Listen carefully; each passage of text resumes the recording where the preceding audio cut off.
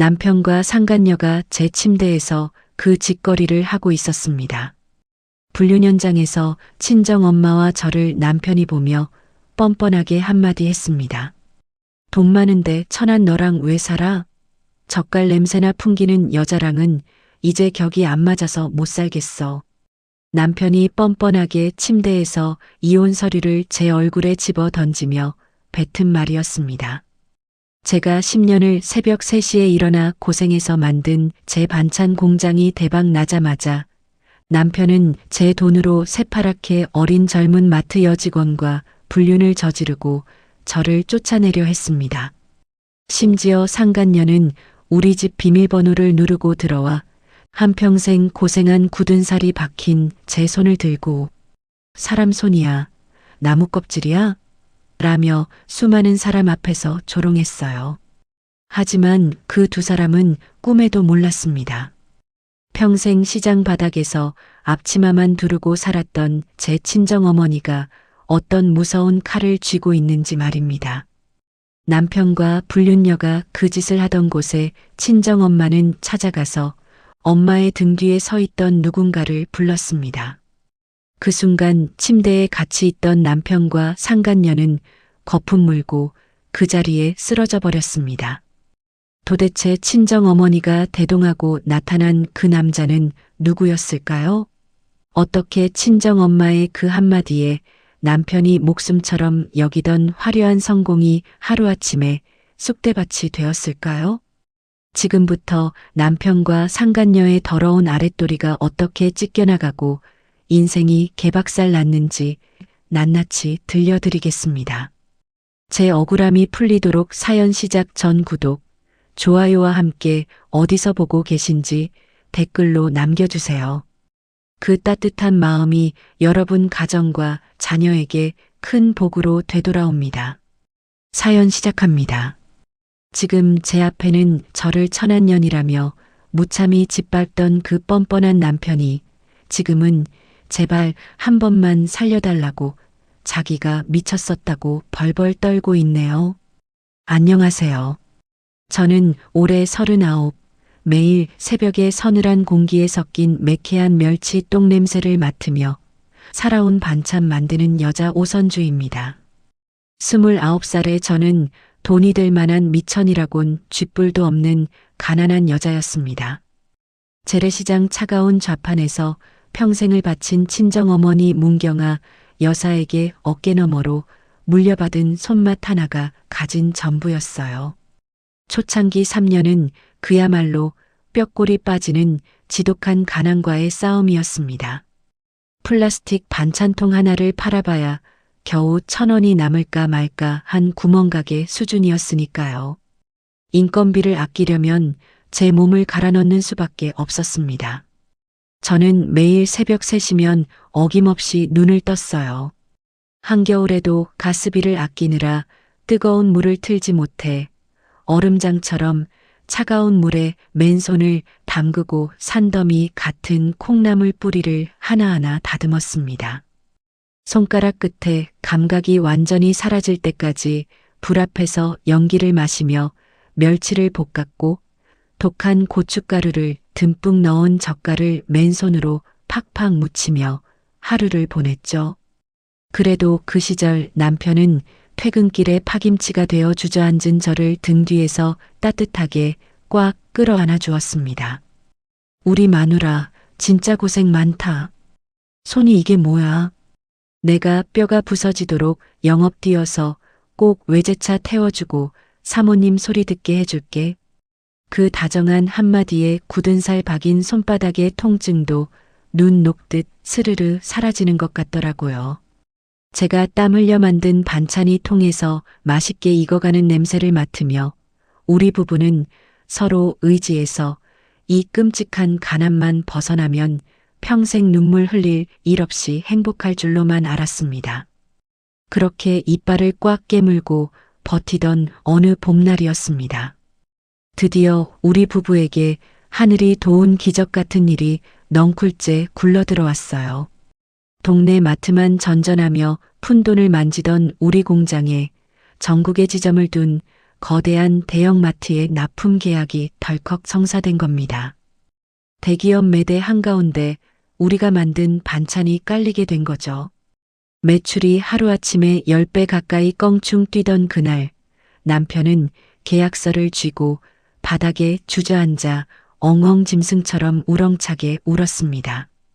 저도 앞치마를 두른 채 남편을 부둥켜 안고 목 놓아 눈물을 쏟았어요. 드디어 길고 길었던 그 지독한 고생길이 끝났다고, 이제는 정말 우리에게도 볕들 날만 남았다고 철석같이 믿었습니다. 그런데 그때부터 남편은 조금씩 변하기 시작했어요. 땀에 찌들어 들어오는 저에게는 눈길 한 번 주지 않고 오직 돈에만 푹 빠져 있는 뒷모습을 보며 저는 난생 처음으로 숨이 턱 막히더라고요. 우리 부부 사이에 아주 가늘고 싸늘한 금이 쩍 하고 벌어지는 소리를 들은 것 같았어요. 대박의 달콤함에 취해 남편이 얼마나 잔인한 괴물로 변해가리라는 것을, 그리고 그 작은 금이 얼마나 참혹한 지옥으로 입을 벌릴지 그때의 저는 짐작조차 하지 못했습니다. 대형마트 납품 계약에 도장을 찍고 반년 남짓 흐른 어느 날 오후였습니다. 공장 안은 여느 때처럼 매캐한 고춧가루 냄새와 펄펄 끓는 간장 냄새로 가득 차 있었어요. 저는 목이 늘어난 낡은 티셔츠에 고추장 얼룩이 잔뜩 튄 작업복 차림으로 커다란 고무 대야에 담긴 무말랭이를 버무리는 중이었습니다. 아이고, 이쪽으로 오시죠. 바닥이 좀 미끄러우니 조심하십시오.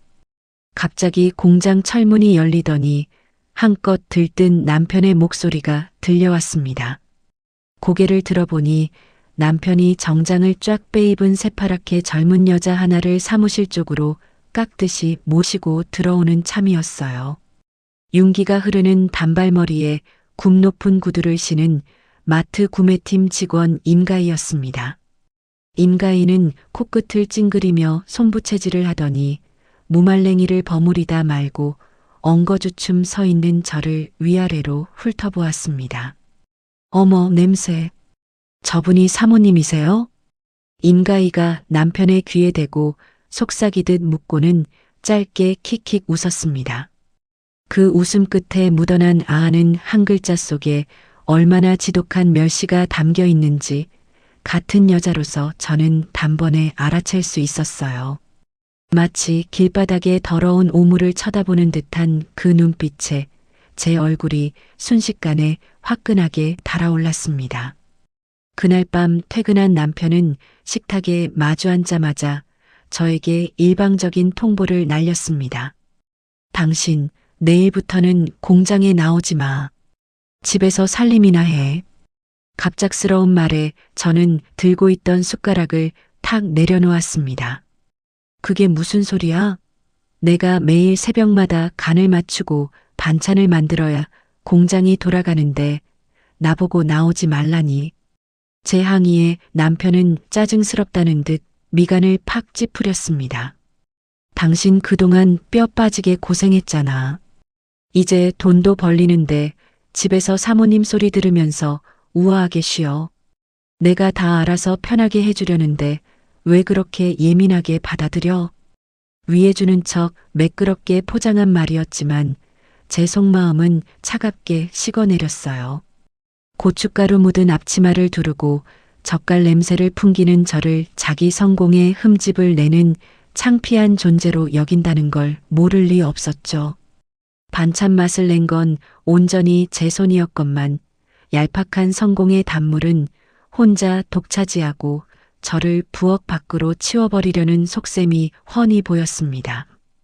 저는 반박할 말을 찾지 못하고 입술만 꾹 깨물었어요. 그로부터 며칠 뒤 명색이 공동대표로 이름이 올라가 있던 저는 남편의 성화에 못 이겨 마트 본사 회의실에서 열린 미팅에 참석하게 되었습니다.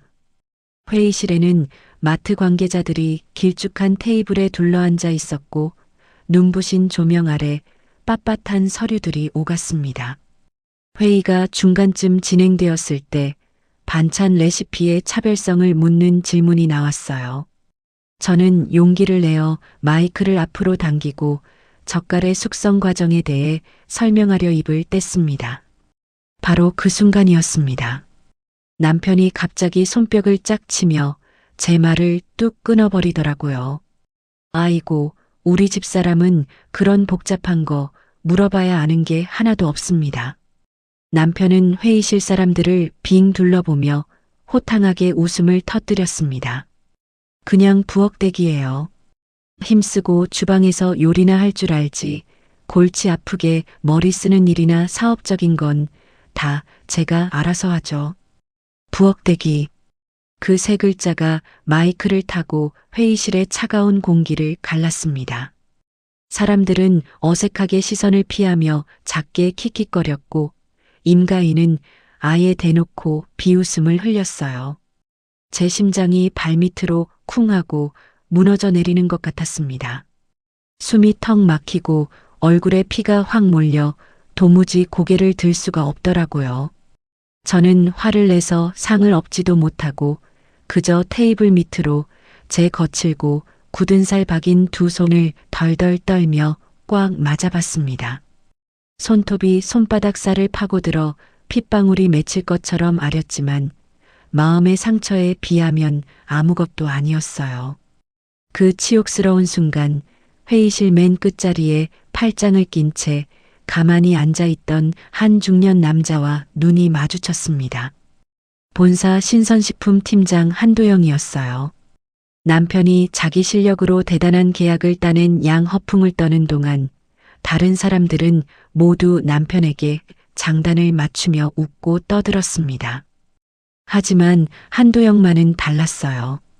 팀장은 웃음기 하나 없는 굳은 얼굴로 테이블 아래로 다급하게 감추어진 제 손과 붉게 달아오른 제 얼굴을 번갈아 쳐다보고 있었습니다. 그 눈빛은 멸시나 비웃음이 아니었어요. 무언가 깊은 생각에 잠긴 듯 혹은 무거운 죄책감을 느끼는 듯한 아주 복잡하고 미묘한 그늘이 서려 있었죠. 1시간이 어떻게 지나갔는지 모르게 미팅이 끝났습니다. 사람들이 하나둘 자리에서 일어나 짐을 챙길 때 남편은 임가희의 곁에 딱 붙어 비위를 맞추느라 정신이 없었어요. 저는 도망치듯 서둘러 가방을 챙겨 복도로 걸어 나왔습니다. 저기 사모님, 잠시만요. 누군가 뒤에서 다급하게 저를 부르는 소리에 돌아보니 한도영이 성큼성큼 다가오고 있었습니다. 팀장은 주변에 다른 사람이 없는지 힐쩍 살피더니 아주 조심스럽고 깍듯한 태도로 입을 열었어요. 혹시 실례가 안 된다면 어머님 성함이 어떻게 되시는지 여쭤봐도 되겠습니까? 너무나 뜬금없는 질문에 저는 어리둥절하게 팀장의 얼굴을 쳐다보았습니다. 제 반찬 솜씨도 아니고 남편의 흉도 아니고 뜬금없이 친정어머니의 이름이라니요. 문경아라고 합니다만 왜 그러시는지요? 제가 어머니의 이름 석자를 입에 올리는 순간 한도영의 어깨가 눈에 띄게 움찔하고 굳어지는 것을 똑똑히 보았습니다. 팀장의 얼굴빛이 창백하게 질리더니 이내 눈동자가 심하게 흔들렸어요. 마치 오래전 저지른 큰 잘못을 들킨 사람처럼 혹은 절대 마주치지 말아야 할 거대한 산을 마주한 사람처럼 낭패감과 경외감이 뒤섞인 표정이었습니다. 아닙니다. 실례가 많았습니다. 조심히 돌아가십시오. 한도영은 서둘러 허리를 깊이 숙여 인사를 하고는 도망치듯 복도 끝으로 걸어가 버렸습니다. 멀어지는 팀장의 뒷모습을 보며 저는 그 자리에 한참을 우두커니 서 있었어요. 잘 나가는 대형마트 본사의 식품 총괄 팀장이 대체 왜 시장 구석에서 좌판을 깔고 앉아 젓갈을 파는 제 늙은 어머니의 이름을 묻고 저렇게 크게 동요한 걸까요? 그 질문의 의미를 풀지 못해 답답한 마음이 가슴 한구석에 묵직하게 들어앉았습니다. 그 팀장의 뒷모습이 앞으로 다가올 거대한 폭풍의 첫 조각인 줄은 꿈에도 모른 채 말이에요. 본사 회의실에서 참담한 수모를 겪고 한 달 남짓 흐른 어느 날이었습니다. 오랜만에 반찬 재료를 핑계 삼아 친정 어머니가 계신 재래시장으로 향했어요. 요즘은 웬만한 재료를 도매상에서 직접 배달받으니 시장에 나갈 일이 드물었지만 그날은 어머니가 손수 담그신 깊은 맛의 새우젓이 꼭 필요했습니다. 비릿하고 익숙한 냄새가 훅 끼쳐오는 좁은 시장 골목을 걷고 있는데 누군가 제 팔뚝을 덥석 낚아챘습니다. 30년째 같은 자리에서 젓갈 가게를 지켜온 최복순 이모였어요. 어릴 적부터 시장 바닥에서 뛰어놀던 저를 친딸처럼 지켜본 어머니의 가장 오래된 벗이기도 했죠. 이모는 주변 상인들의 눈치를 슬금슬금 살피더니 저를 후미진 골방 쪽으로 휙 끌어당겼습니다. 그리고 아주 은밀하고 다급한 목소리로 입을 열었어요. 선주야, 내가 이런 말 전하는 게 맞나 싶어서 며칠을 끙끙 앓았는데 도저히 안 되겠다. 요새 네 신랑 마트 구매팀인가 뭔가 하는 그 젊은 가스나랑 둘이 찰거머리처럼 붙어 다닌다는 소문이 쫙 깔렸다. 저는 헛숨을 들이켰습니다. 이모는 거칠고 두꺼운 손으로 제 어깨를 쓸어내리며 말을 이었죠. 단순히 눈이 맞은 게 아니라 둘 사이에 매달 무슨 돈이 크게 오간닥 하더라. 마트놈들한테 납품하는 사람들이 한둘이가. 입이 수십 개다. 네 신랑이 뒤로 무슨 짓을 벌이고 있는지 니는 알고 있나? 망치로 뒤통수를 얻어맞은 것처럼 머릿속이 새하얘졌어요. 심장이 쿵 하고 명치를 뚫고 발밑까지 떨어져 내리는 것 같았습니다. 이모는 헛소문이기를 바란다며 제 등을 다독여 주었지만 귀에 꽂힌 그 말은 이미 날카로운 가시가 되어 가슴을 마구 후벼 파고 있었습니다. 집으로 돌아오는 내내 다리가 후들거리고 힘이 풀려 남의 집 담벼락을 짚고 몇 번이나 걸음을 멈춰야만 했어요.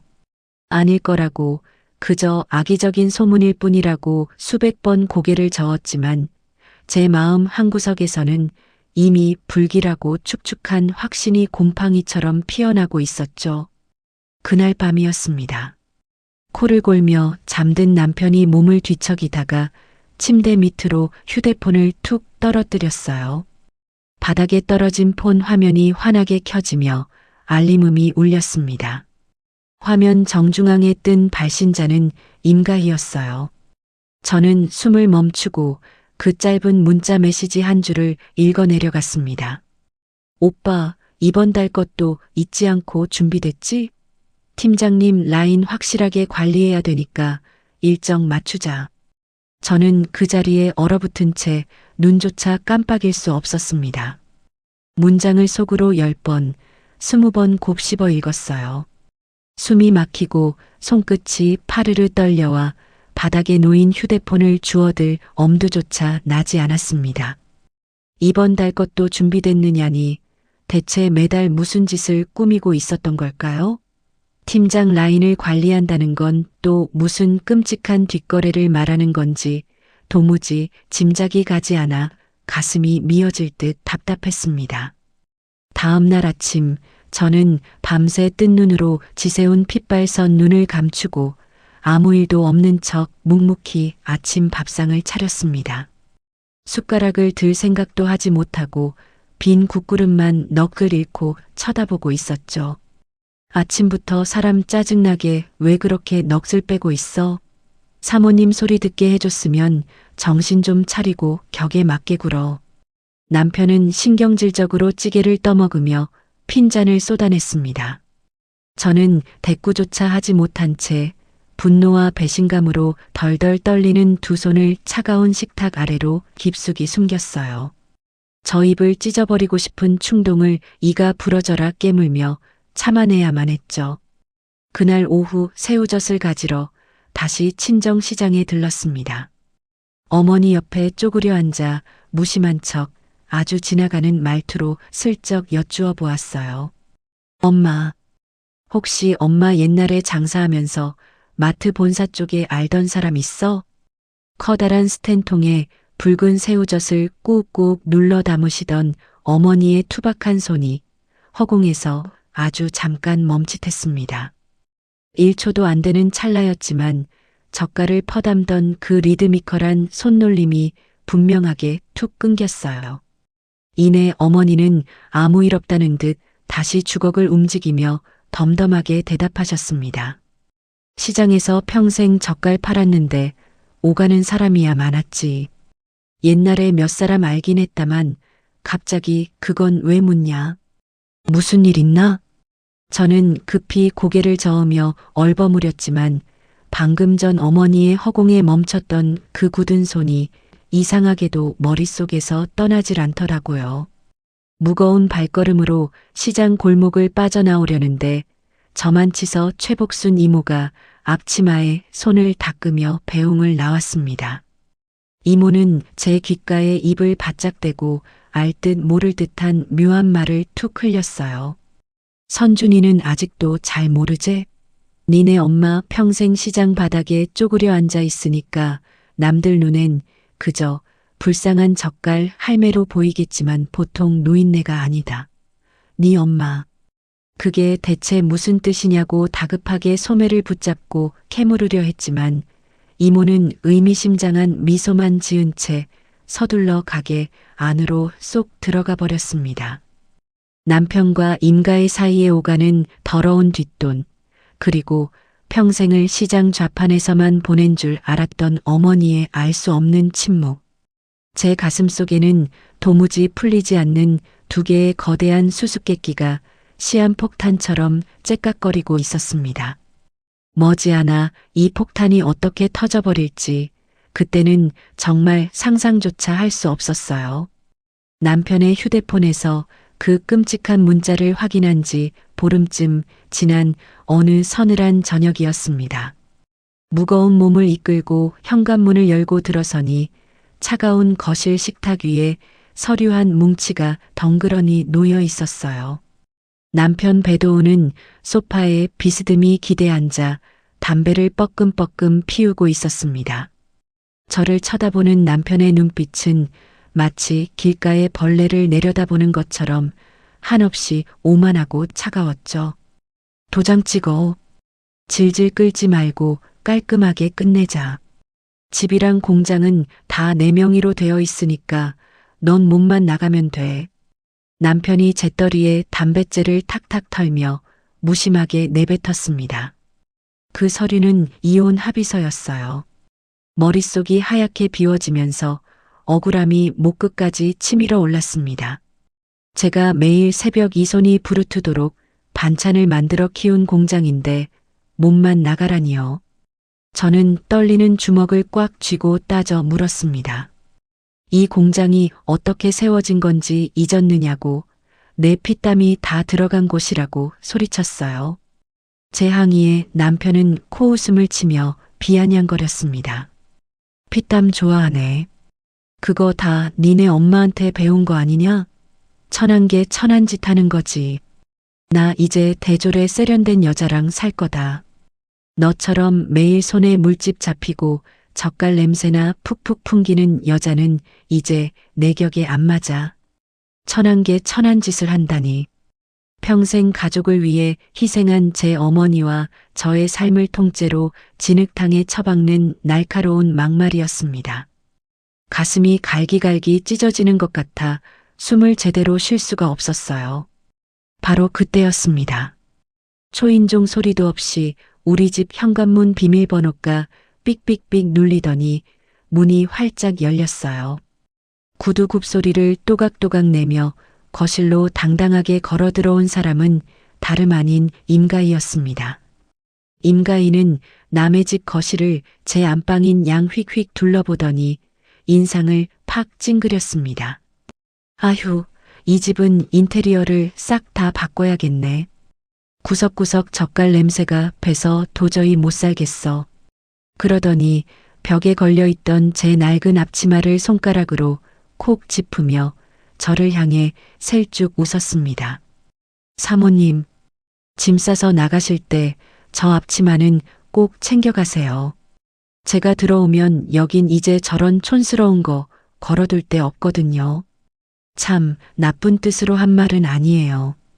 걱정하는 척 사근사근하게 말했지만 속에는 저를 완전히 짓밟으려는 시커먼 가시가 돋아 있었습니다. 저는 온몸이 꽁꽁 얼어붙어 입술만 파르르 떨었어요. 남편과 임가희가 마주보며 낄낄거리는 소리만 텅 빈 거실을 가득 채웠습니다. 당장이라도 저 여자의 머리채를 잡고 싶었지만 다리에 힘이 풀려 그저 굳은 살 박인 두 손만 허벅지 옆으로 꽉 말아쥐고 섰을 뿐이었죠. 그런데 그 소란스러운 와중에 낯선 중년 남자 하나가 슬그머니 현관으로 들어왔습니다. 남편이 엉덩이를 들썩이며 다급하게 허리를 굽혀 형님, 오셨습니까? 하고 굽신거리는 상대였어요. 남편에게 사업 자금을 대준다는 사채업자 서동철이었습니다. 서동철은 두툼한 손으로 턱을 쓸어내리며 집안을 쓱 훑어보았습니다. 도훈아, 폼 잡는 것도 좋은데 이 집도 곧 정리해야지. 저번 달부터 이자가 꽉 막혔잖아. 내 밑으로 명의 안 넘기면 공장 셔터부터 내리는 수가 있어. 서동철이 껄껄 웃으며 던진 그 한마디에 저는 망치로 머리를 맞은 듯 큰 충격을 받았습니다. 남편이 밖에서 맡은 아픔이랍시고 떵떵거리며 큰 소리치던 그 화려한 성공의 뒤편에는 목까지 턱턱 차오른 시커먼 사채 빚이 도사리고 있었던 거예요. 회사가 잘 돌아가서 돈을 번 게 아니라 빚으로 쌓아 올린 썩은 동아줄을 잡고 제 앞에서 그렇게 잘난 척을 해댔던 겁니다. 참으로 기가 막히고 헛웃음이 나오더라고요. 서동철이 빚 독촉을 마치고 현관을 나서려 할 때였습니다.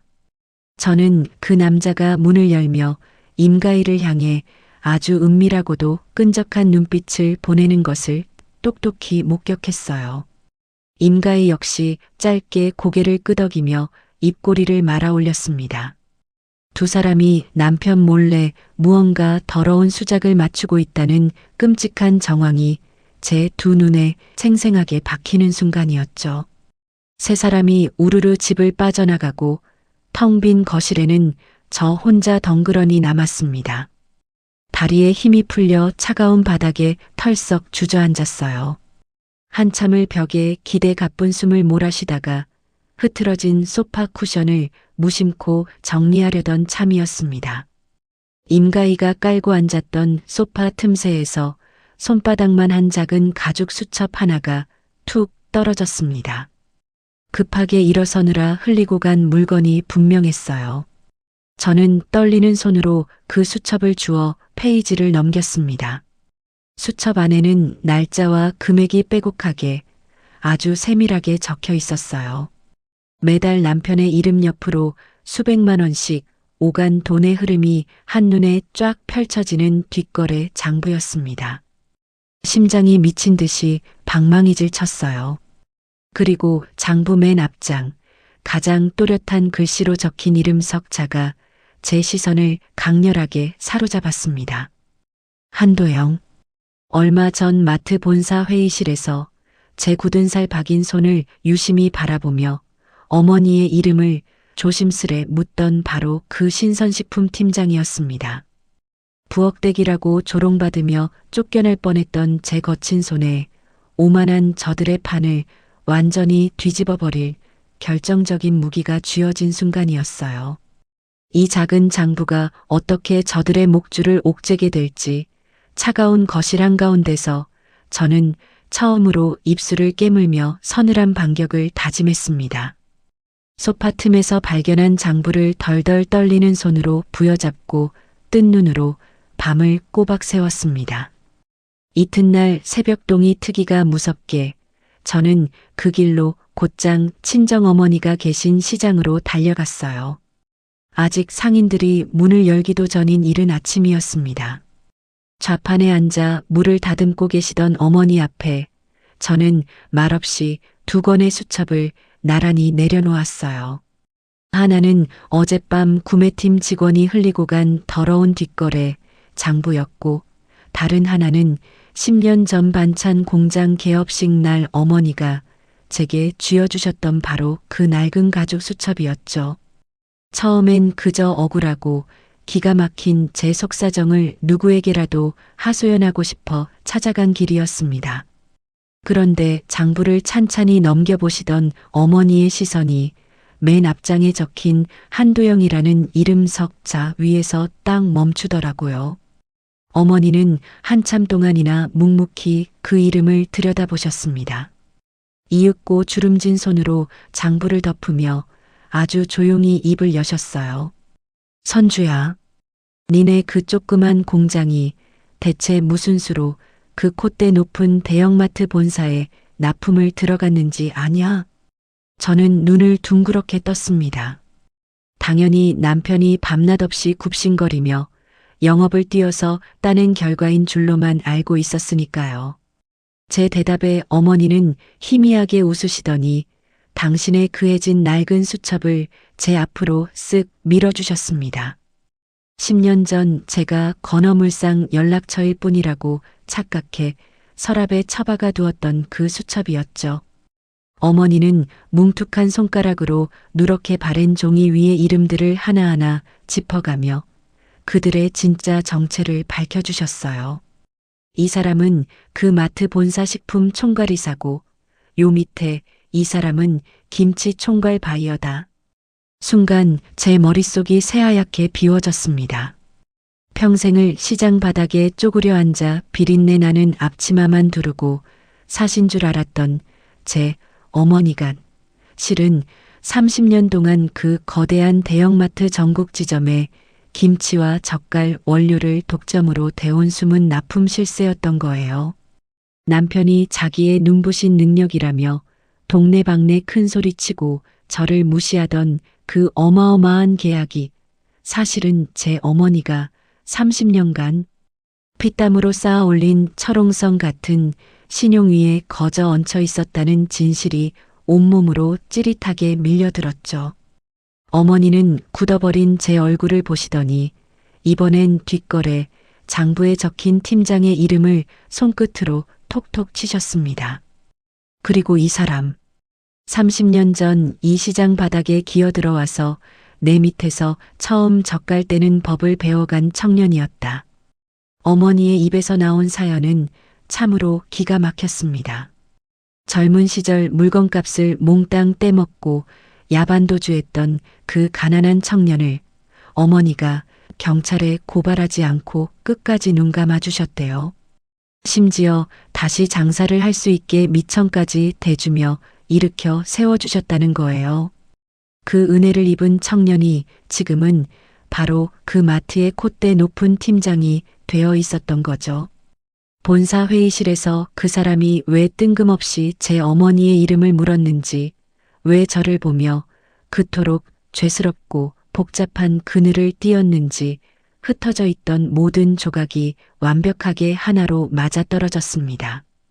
남편이 목숨처럼 매달리며 굽신거리던 그 잘난 마트 라인이 하필이면 자기가 천하다며 벌레 취급하던 잡모의 손바닥 안에 통째로 쥐어져 있었다는 사실에 헛웃음이 픽 새어 나오더라고요. 바로 그 순간이었습니다.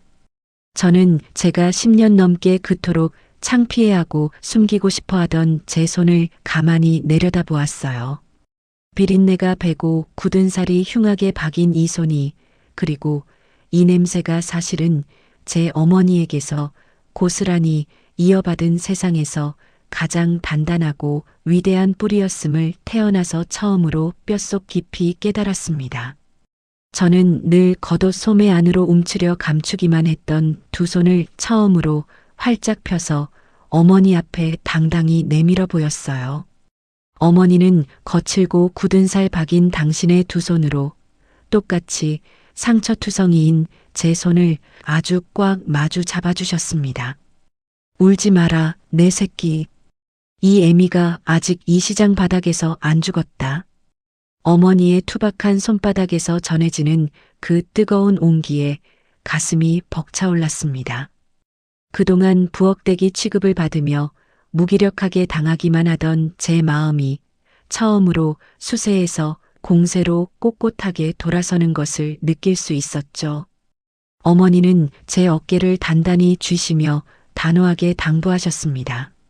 남편이 무슨 생난리를 치며 윽박지르더라도 이혼 서류의 도장만은 절대 찍지 말고 평소처럼 버티라고요. 이 엄청난 카드를 어머니가 정확히 어떻게 터뜨리실지, 그 힘이 저들의 숨통을 어떻게 조일지는 아직 제게도 감춰져 있었습니다. 하지만 저는 이제 결코 혼자가 아니라는 사실 하나만으로도 충분했어요. 그날 밤 저는 10년 만에 처음으로 짓눌리던 가슴을 펴고 아주 깊고 편안한 단잠에 빠져들었습니다. 폭풍 전야의 서늘한 고요가 조금씩 우리 부부의 집을 에워싸고 있었죠. 그날 이후로 어머니는 겉으로는 평소와 다름없이 시장 골목에서 앞치마를 두르고 무청을 다듬으며 좌판을 묵묵히 지키셨습니다. 하지만 보이지 않는 수면 아래에서는 그 누구보다 조용하고 치밀하게 반격의 그물을 짜기 시작하셨어요. 어머니는 제게 아무것도 나서지 말고 그저 뻔뻔한 남편의 얼굴을 보며 평소처럼 버티라고만 신신당부하셨지만 저는 곁에서 어머니의 움직임을 몇 번이나 숨죽여 지켜보았습니다. 하루는 어머니가 최복순 이모의 젓갈가게 안쪽 후미진 골방으로 들어가시더니 굳게 문을 걸어 잠그셨어요. 문틈으로 새어나오는 불빛 사이로 두 분이 머리를 맞대고 아주 오랫동안 무언가를 대조하는 모습이 보였습니다. 살짝 엿보니 어머니는 임가이가 흘리고 간 그 더러운 뒷걸에 장부를 펴놓고 계셨습니다. 최복순 이모는 어디서 구했는지 모를 마트 본사의 납품 대장 사본을 들고 있었죠. 두 사람은 장부에 적힌 날짜와 금액을 납품 대장의 계약건들과 한 줄 한 줄 매의 눈으로 맞춰보고 있었습니다. 남편이 뒤로 찔러준 돈이 정확히 어느 납품건을 성사시키기 위한 뇌물이었는지 매달의 더러운 돈의 흐름이 사본 위에서 하나의 거대한 그림으로 또렷하게 맞춰지고 있었어요. 이모가 연신 어딘가로 전화를 돌리며 은밀한 목소리로 정보를 캐묻는 모습을 보며 저는 30년 세월이 응축된 이 낡은 시장 골목의 정보망이 얼마나 무섭고 소름 끼치는 것인지 새삼 실감했습니다. 그로부터 며칠 뒤 어머니는 제 손을 이끌고 마트 본사 건물에서 제법 떨어진 허름한 국밥집으로 향하셨습니다. 나무 테이블이 끈적거리는 그 오래된 국밥집 구석자리에 먼저 와서 고개를 푹 숙이고 앉아있던 사람은 다름 아닌 그 콧대 높은 신선식품 팀장 한도영이었습니다. 어머니가 국밥집 문을 열고 들어서자 팀장은 용수철처럼 벌떡 일어나 거의 바닥에 닿을 듯 허리를 깊이 숙였어요. 30년 전 자신의 목숨줄을 살려준 은인을 마주한 그의 얼굴에는 회의실에서 보았던 그 복잡한 그늘이 이제는 짙은 죄스러움과 부끄러움으로 범벅이 되어 있었습니다.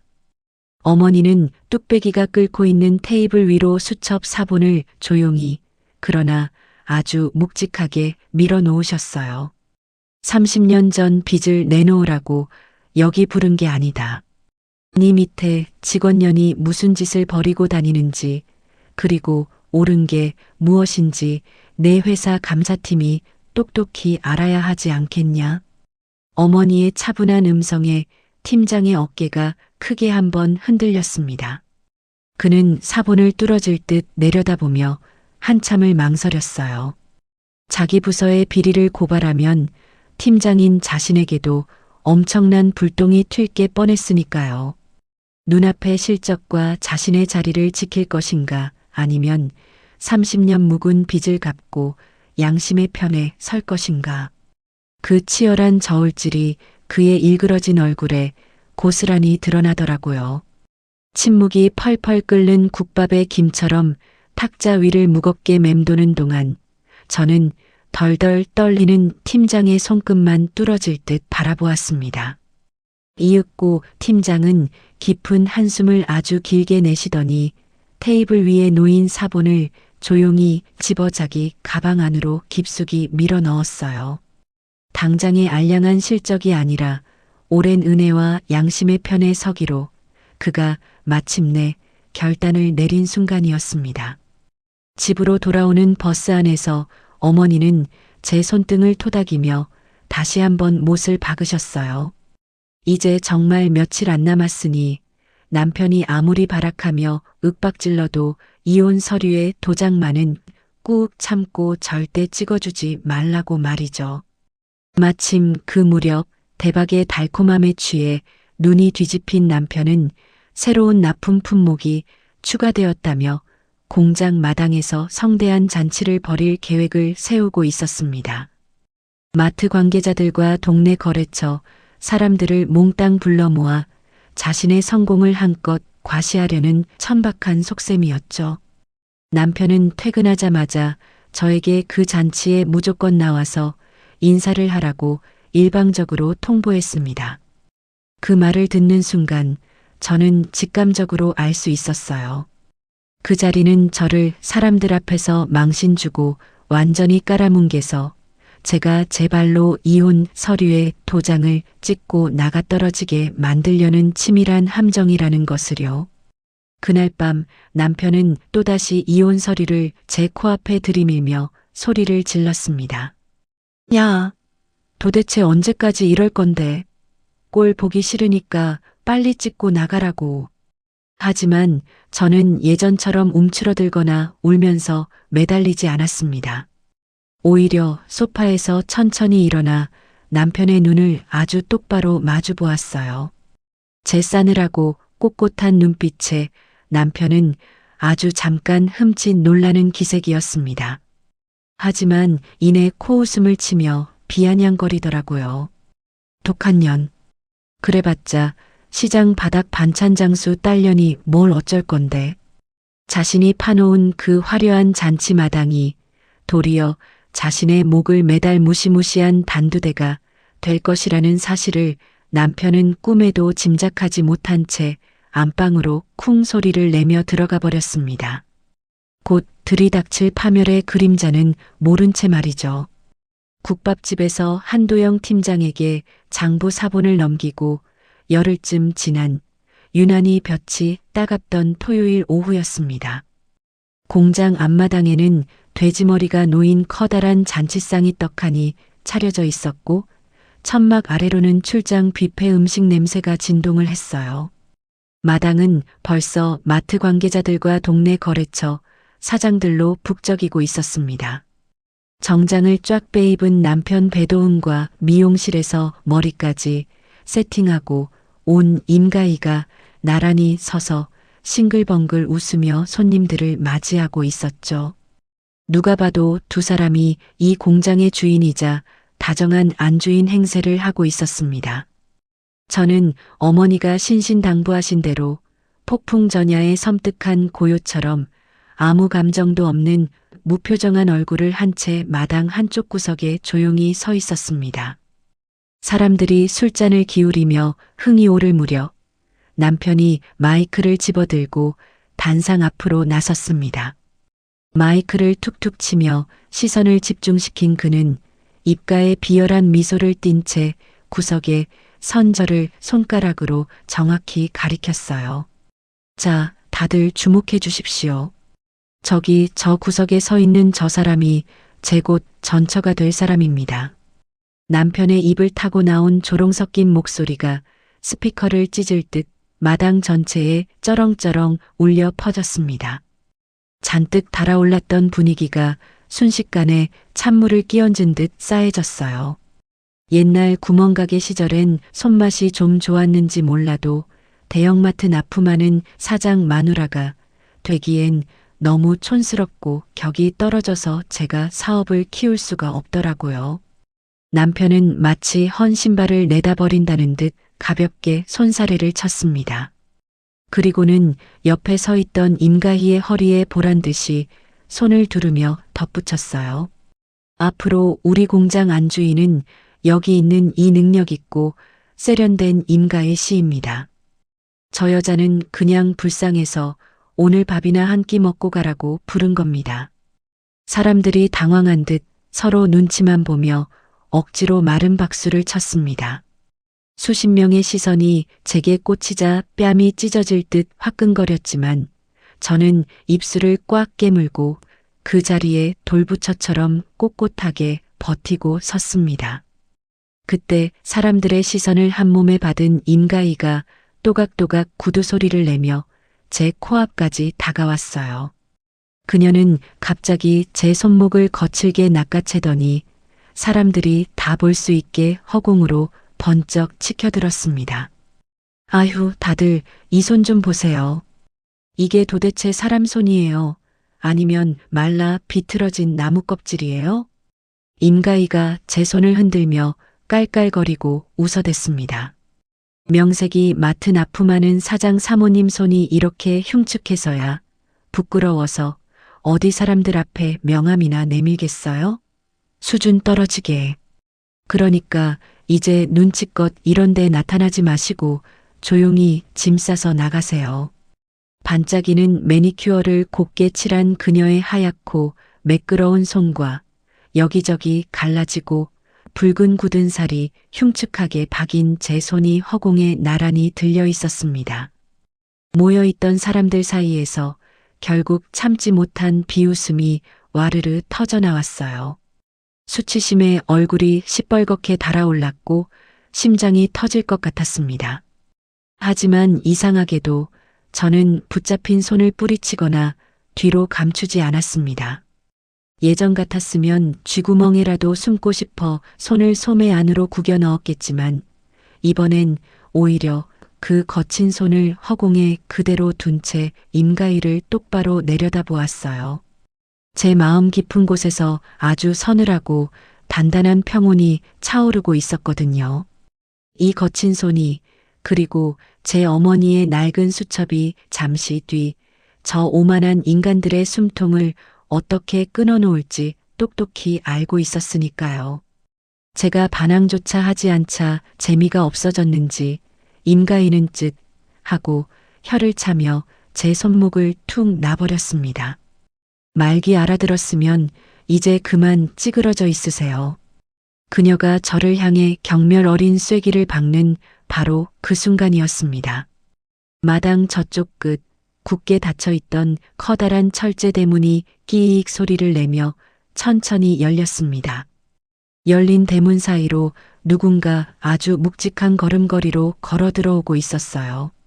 낡은 무명 앞치마를 두르고 머리를 질끈 묶은 채 꼿꼿한 자세로 걸어 들어오는 사람은 다름 아닌 제 어머니 문경아 여사였습니다.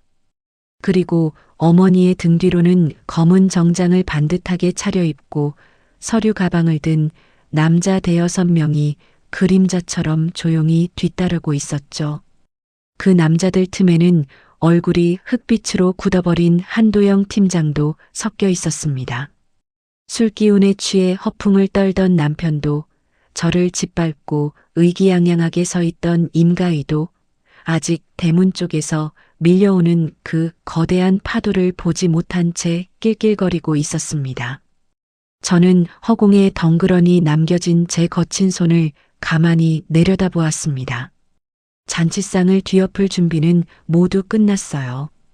어머니의 낡은 앞치마 자락이 펄럭이며 잔치 마당 한가운데로 다가오자 웃고 떠들던 사람들의 시선이 하나둘씩 어머니를 향해 얼어붙기 시작했습니다.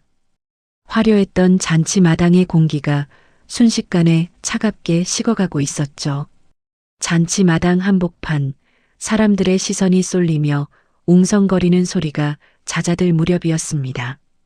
뚜벅뚜벅 묵직한 걸음으로 다가온 어머니가 마이크를 든 남편 배도운의 코앞에 우뚝 멈춰 섰습니다. 비로소 어머니의 존재를 알아본 남편은 눈을 동그랗게 떴어요. 하지만 이내 그 비열한 입꼬리를 말아올리며 마이크에 대고 빈정거렸습니다. 아이고, 우리 장모님. 아니지. 이제 곧 남남이니까 그냥 젓갈 할매라고 불러야 하나? 웬일이십니까? 여기까지. 당신 딸년 짐 싸서 데려가려고 오셨으면 아주 때맞춰 잘 오셨네요. 그의 오만한 조롱이 스피커를 타고 울렸지만 어머니는 눈썹 하나 까딱하지 않으셨습니다. 어머니는 턱을 괴고 빤히 쳐다보는 남편을 곁눈질로 한번 쓱 훑어보시더니 말없이 등 뒤에 서 있던 양복 입은 사내들을 향해 짧게 고개를 끄덕이셨어요. 그러자 무리 뒤에 숨은 듯 서 있던 한도영 팀장이 무거운 표정으로 앞으로 걸어 나왔습니다. 그는 손에 들고 있던 두툼한 서류 봉투 하나를 남편의 가슴팍에 탁 하고 매섭게 내밀었어요. 본사 윤리경영실 통보입니다. 귀사, 아니 배도훈 사장과의 납품계약 전 품목을 이 시간부로 즉각 해지합니다. 마이크를 든 남편의 손이 일순간 멈칫했습니다. 얼굴에 걸려있던 호탕한 웃음기가 싹 가시더니 미간이 무섭게 일그러졌어요. 팀장님, 그게 지금 무슨 농담이십니까? 갑자기 계약 해지라니요?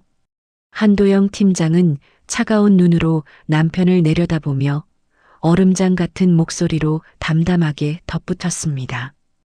또한 구매팀 임가의 주임이 배도훈 사장으로부터 계약편의 대가로 수천만 원 상당의 금품을 수수한 정황이 본사 감사팀에 정식으로 접수되었습니다. 임가의 주임은 즉시 본사로 복귀해 강도 높은 감사를 받아야 하며 배도훈 사장 역시 경찰 조사에 협조하셔야 할 겁니다. 웃음과 왁자지껄한 건배 소리로 가득했던 공장 마당이 순식간에 공동묘지처럼 얼어붙었습니다. 잔을 부딪히던 거래처 사장들은 놀라 입을 다물지 못했고 그 옆에서 안주인 행세를 하며 콧대를 높이던 임가희의 얼굴은 백지장처럼 하얗게 질려버렸어요. 충격에 비틀거리던 임가희가 뾰족한 구두굽을 쾅 구르며 악을 썼습니다. 이게 무슨 개소리예요? 팀장님, 도르셨어요? 누가 뒷돈을 받았다고 이 난리예요.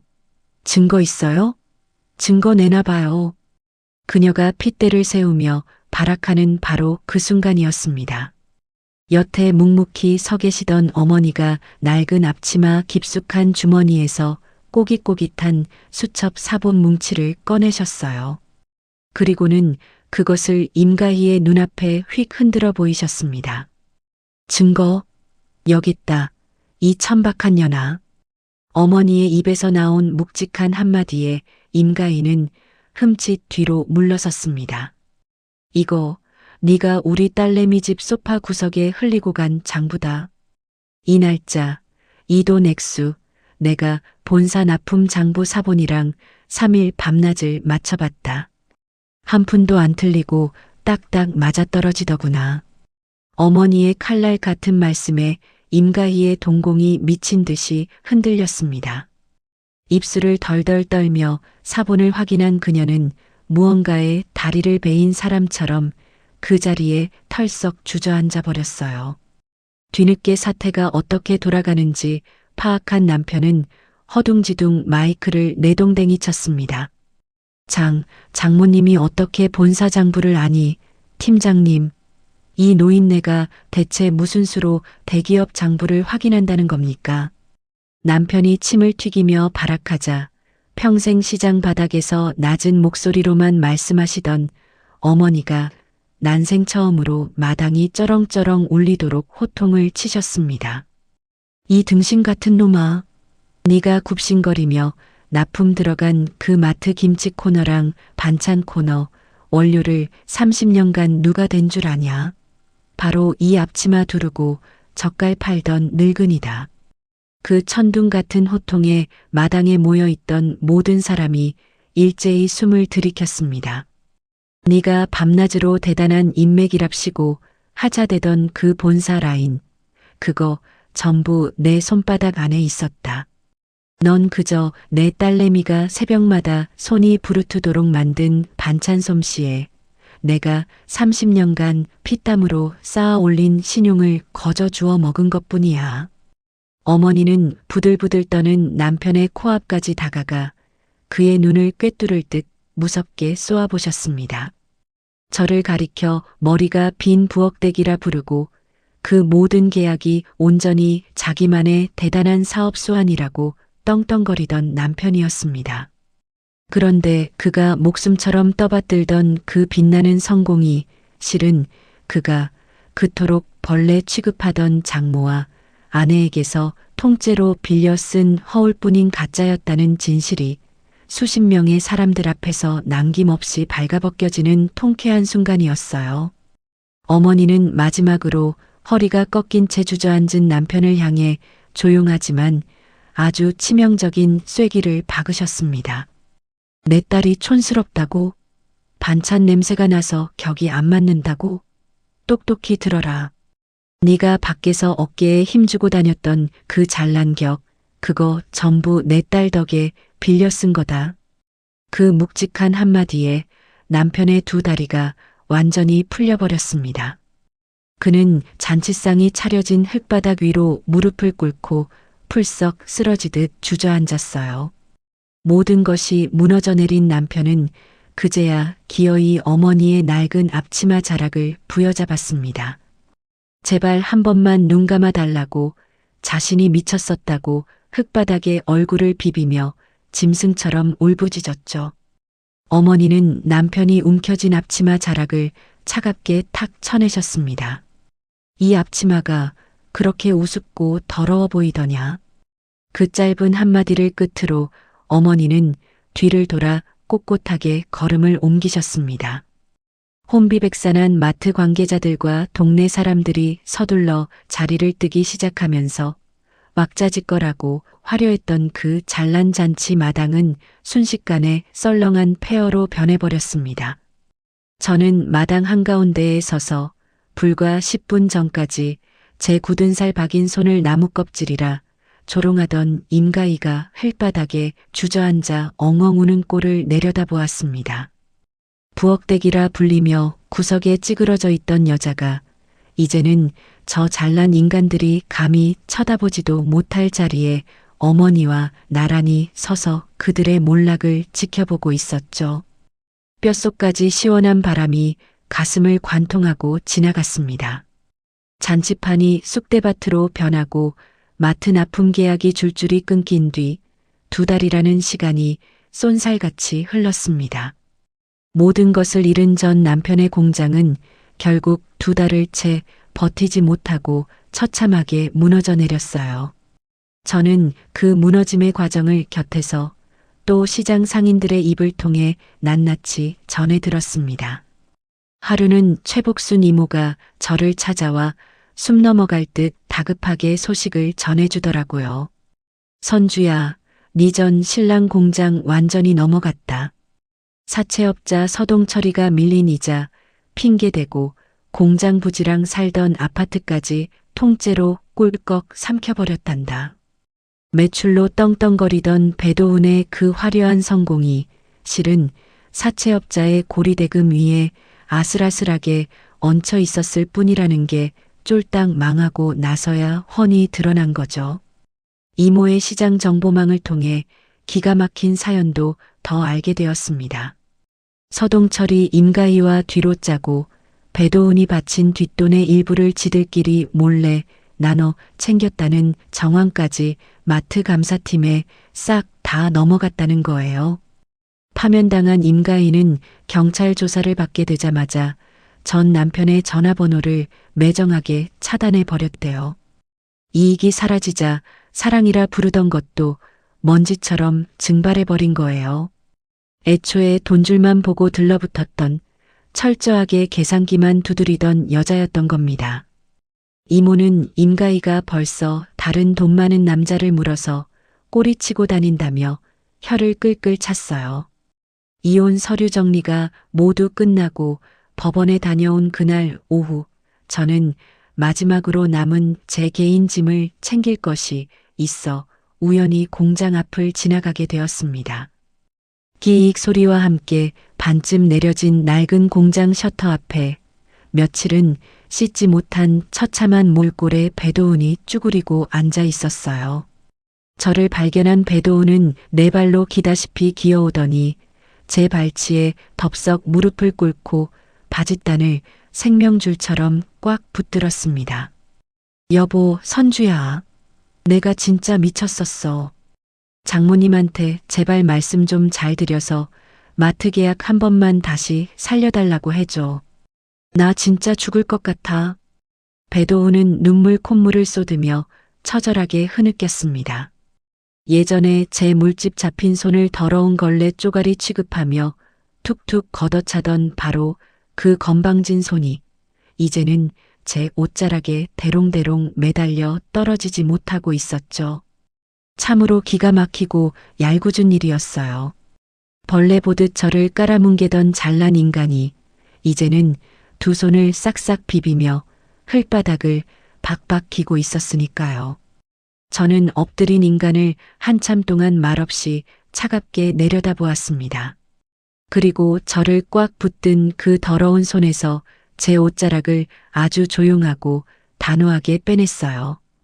당신 입으로 똑똑히 말했지. 천한 개 천한 짓 하는 거라고. 근데 어쩌나. 당신이 사장 소리 듣게 해준 이 공장, 바로 그 천한 반찬 냄새로 기둥 세운 곳이야. 저는 핏발선 배도운의 눈을 똑바로 쳐다보며 담담하게 쐐기를 박았습니다. 나한테 푹푹 풍긴다던 이 젓갈 냄새, 이제 하나도 안 부끄러워. 그 말을 끝으로 저는 미련 없이 휙 뒤돌아 걸음을 옮겼습니다. 등 뒤에서 전 남편이 흙바닥을 주먹으로 쾅쾅 치며 짐승처럼 울부짖는 소리가 들려왔지만 저는 단 한 번도 고개를 돌리지 않았어요. 뚜벅뚜벅 앞으로 걸어가며 저는 두 손을 꽉 쥐었다가 허공을 향해 쫙 펴보았습니다. 제 손바닥 한가운데 훈장처럼 단단하게 박혀있는 이 거친 굳은 살이 태어나서 처음으로 벅차오르도록 자랑스러웠어요. 훌훌 털어버린 제 가벼운 발걸음이 앞으로 어떤 눈부신 길에 닿게 될지 뺨을 스치는 차가운 바람마저 상쾌하게 느껴졌습니다. 지옥 같던 이혼 소송이 완전히 마무리되고 계절이 두 번이나 바뀌어 어느덧 옷깃을 단단히 여미게 되는 싸늘한 늦가을이 찾아왔습니다. 저는 친정어머니가 평생을 바치셨던 시장 좌판 바로 옆에 자그마한 반찬 점포 하나를 새로 얻었어요. 가게 문을 처음 열고 간판을 다는 날이었습니다. 어머니와 젓갈가게 최복순 이모가 아침 일찍부터 오셔서 페인트 냄새가 채 가시지도 않은 묵직한 나무 간판을 텅 빈 벽에 함께 걸어주셨어요. 간판에는 엄마 손 반찬이라는 글자가 투박하고 정겹게 새겨져 있었습니다.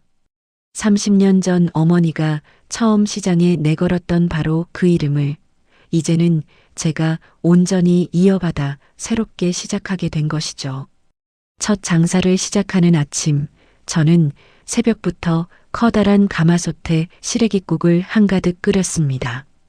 김이 펄펄 오르는 커다란 냄비를 통째로 들고 밖으로 나가 옆가게 상인들에게 뜨끈한 국을 한 그릇씩 듬뿍 퍼드렸어요. 최복순 이모가 후루룩 한 입 드시더니 무릎을 탁 치셨습니다. 야, 선주 네가 인자 네 엄마보다 훨씬 낫다. 국물이 아주 기가 막힌다. 이모의 호탕한 웃음소리가 좁고 차가운 시장 골목을 환하게 데워주었죠. 상인들의 따뜻한 칭찬과 왁자지껄한 온기 속에서 저는 비로소 진짜 제 자리를 찾은 듯 마음이 편안해졌습니다. 그 무렵 가게로 뜻밖의 귀한 손님 한 분이 찾아왔어요.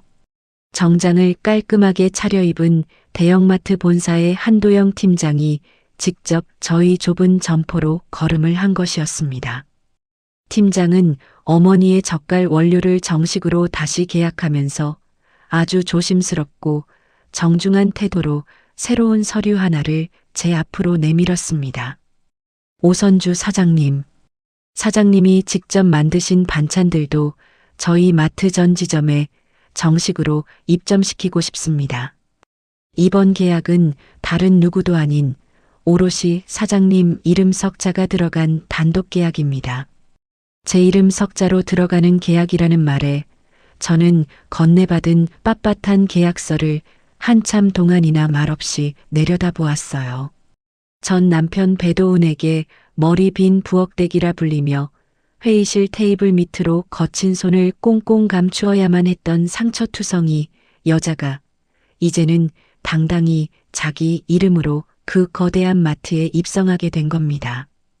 곁에 서 계시던 어머니는 30년 전 당신이 묵묵히 걸어오셨던 그 거친 길을 이제 막 새롭게 걷기 시작한 딸을 보며 아주 인자하고 따뜻한 미소를 지으셨습니다.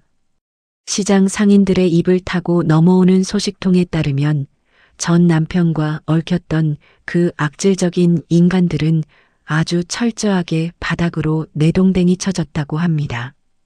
사채업자 서동철과 임가인은 경찰의 강도 높은 조사와 걷잡을 수 없이 불어난 빚더미 속에서 완전히 파멸해 버렸대요. 배도훈 역시 밀린 빚을 감당하지 못하고 야반도주하듯 쥐도 새도 모르게 자취를 감추었다고 들었습니다.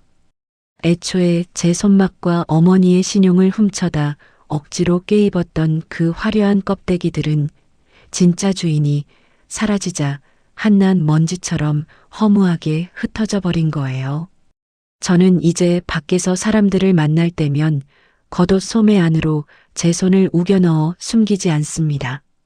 오히려 뭉툭하게 갈라지고 굳은 살이 단단하게 베인 이 못생긴 손등을 아주 당당하게 내어놓고 맛깔스러운 반찬을 듬뿍 퍼 담아드려요. 한때 임가희가 징그러운 나무 껍질이라며 낄낄대고 비웃었던 이 거친 손이 이제는 하루에도 수십, 수백 명의 따뜻한 밥상을 풍성하게 채워주는 세상에서 가장 자랑스럽고 귀한 손이 되었습니다. 어머니가 10년 전 공장 개업식 날 제 손에 무심코 쥐어주셨던 그 낡은 가죽 수첩은 이제 예쁜 유리 액자에 담아 우리 가게 계산대 한가운데에 소중하게 걸어두었어요. 한때는 너무 낡았다고 부끄러워하며 서랍 구석에 처박아 두었던 그 수첩이 사실은 벼랑 끝에 몰린 우리 모녀를 굳건하게 지켜준 가장 위대하고 단단한 뿌리였음을 이제는 뼛속 깊이 알고 있으니까요. 가게 문을 닫을 즈음이었습니다. 어머니와 저는 좁은 시장 골목 평상에 나란히 걸터앉아 김이 모락모락 나는 갓 구운 군고구마를 호호 불며 까먹었어요. 코끝을 스치는 늦가을 바람은 제법 매섭고 찼지만 굳은 살 박인 두 손에 꽉 쥐어진 군고구마의 온기만큼은 될 것처럼 뜨끈했습니다. 제 몸과 손에는 평생 지워지지 않을 진한 멸치 냄새와 쿰쿰한 젓갈 냄새가 배어 있습니다. 하지만 저는 30년 전 어머니가 앉으셨던 바로 그 허름한 자리에 어머니와 똑같이 앞치마를 두른 모습으로 아주 편안하게 앉아 있어요. 이 비린내가 이제는 세상에서 가장 향기로운 제 삶의 훈장이라는 걸 온전히 깨달았어요. 여러분, 살다 보면 내가 가진 것들이 한없이 초라해 보이고 남들이 그것을 촌스럽고 천하다며 함부로 깎아내리고 비웃을 때가 있습니다. 하지만 묵묵히 땀 흘려 버텨온 그 정직한 세월과 여러분의 거친 손에 깊게 밴 그 삶의 냄새는 결코 초라한 것이 아닙니다. 그것이야말로 언젠가 모진 비바람이 몰아칠 때 여러분을 가장 굳건하게 지켜줄 세상에서 가장 단단하고 위대한 뿌리가 되니까요. 오늘도 부르트고 굳은 살 박인 손으로 거친 하루를 묵묵히 버텨내고 계신 당신께 김이 모락모락 오르는 뜨끈한 국 한 그릇처럼 제 이야기가 작으나마 든든한 위로가 되기를 진심으로 바라봅니다. 이야기를 끝까지 들어주신 분이 계시다면 잘 들었다고 댓글 하나만 남겨주세요. 감사합니다.